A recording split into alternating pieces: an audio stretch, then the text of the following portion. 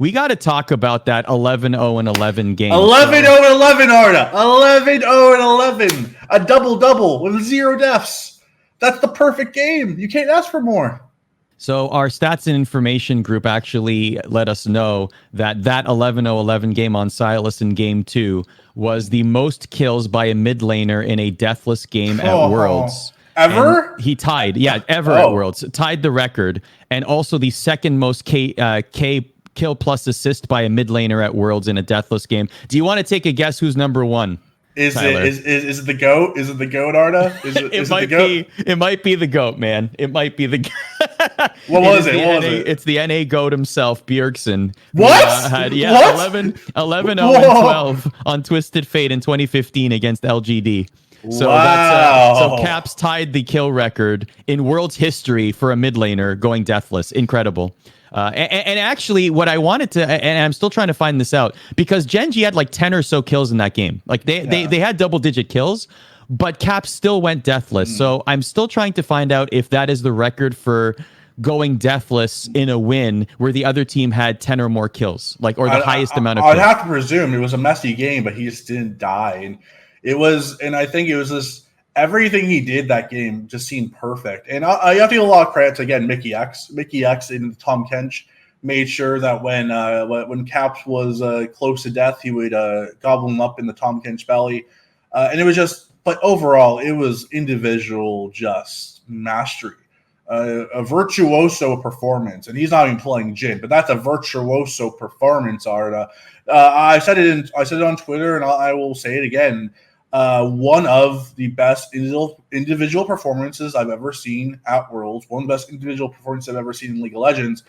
I don't think it was the best. I do think the best performance I've still seen. I went back to watch this game during the 3-0 clap. Because, after game 2, I was like, okay, let me go watch some other League of Legends games of, like, the best performances ever. Let's G2 just clean up, and I watched on the second monitor. But I still think my number 1 game of all time was in the semifinals of 2017. Game 2, RNG are up 1-0 against SKT.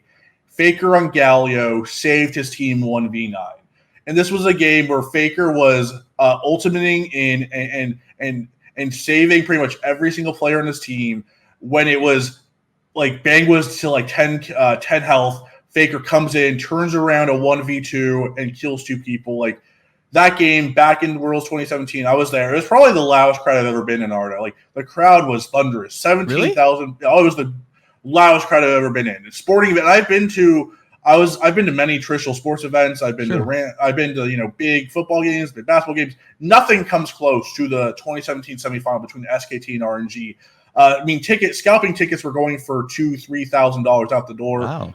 Like it was insane. And RNG had the far better team that day, the far better team. But Faker's Galio carried them to a 3-2 victory, especially that game 2, which if SKT lost, they go down 0-2 in that series, they probably get swept.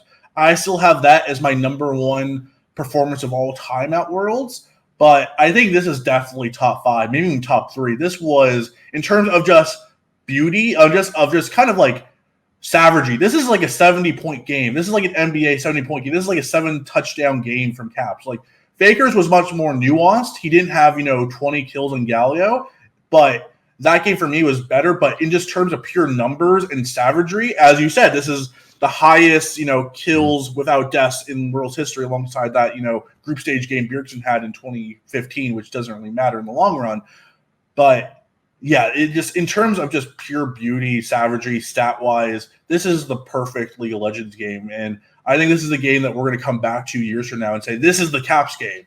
We're going to think of this is the Caps game where he just took GenG, one of the best, a legendary organization, former 2-time world champions, ruler, a former world MVP, stars throughout the lineup, and he just cleaned their clocks. He mollywopped them, he smashed them, he destroyed them, he wrecked them. Every other adjective you want to use, every kind of synonym you want to use in this situation, he did it too. GenG. He so many verbs you could say about how Caps clapped GenG today.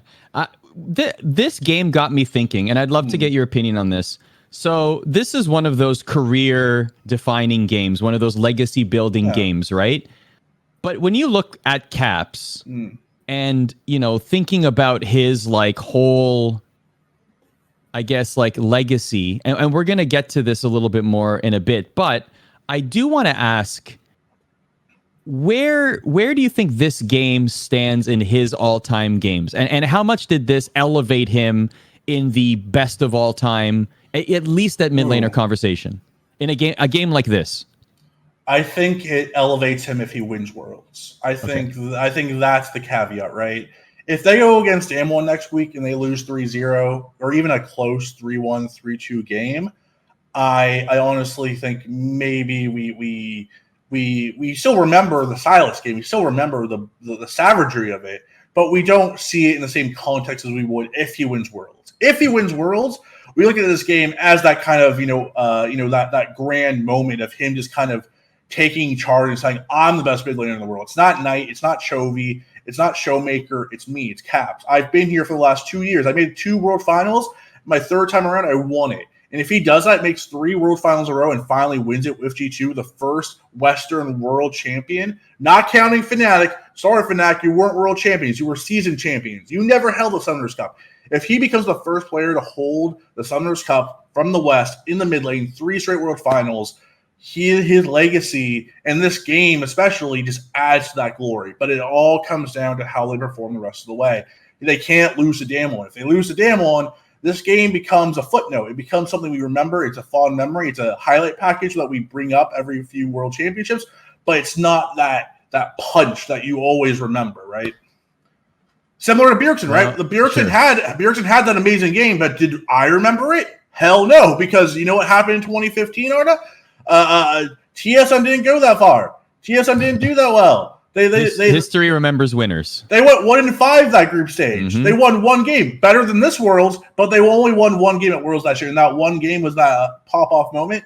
I don't remember that game. Hey, listen, we got a TSM reference in this series, okay? Wonder Flash the TSM emote. We got a TSM reference. The world is good.